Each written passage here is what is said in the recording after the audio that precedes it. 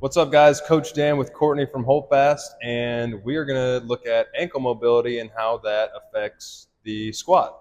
So we've already shown you that knees over toes is an important thing in the squat, and it's also important for your knees. But what if your ankle mobility is your limiting factor in that?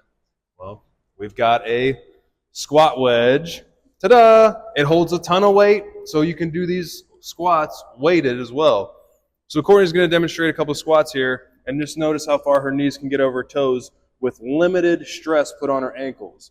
So at any point in time in the squat, if the ankles are limited or hips, that's going to create dysfunction or a bad pattern in your squat. So if your ankles are limited and your knees stay back, what does that cause? It causes the back to round, some things we don't want you to see in your squat. So if we take your ankle mobility and give you a strong position, now you can get to that full depth squat without having to create the ankle mobility that you don't have.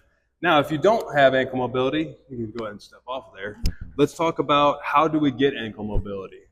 So the calf muscle could be potentially tight, and if our calf muscle is tight, we're not going to be able to get down into that full squat because that muscle is going to stretch. The further that knee travels down, the bigger that stretch happens. But also there is a muscle on the front of your body that also helps shorten this position to help pull the knee out over the toes. So that could be something that is inhibiting your ankle mobility. So even though we have tools to put you into strong positions, you should always be working towards improving your ankle mobility if that's a limitation. Courtney, do you have anything that you would add for ankle mobility?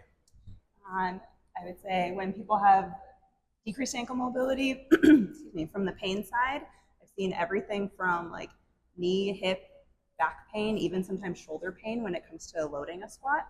So even when someone comes in with back pain or something else, we're still looking at the ankles. Like it still starts at the bottom. It's still a really integral part of our movement, especially when we're lowering ourselves to the floor. So it's a big player. Huge player. So ankles, make sure you got that ankle mobility. But if you don't, you still have tools to help you work on that squat depth. And squatting with the wedge with limited ankle mobility can still increase range of motion at the ankles and get you stronger there. So there's a squat wedge. If you need it, guys, use it. We want to see you guys grow and get better. And we'll catch you guys at the whiteboard someday soon.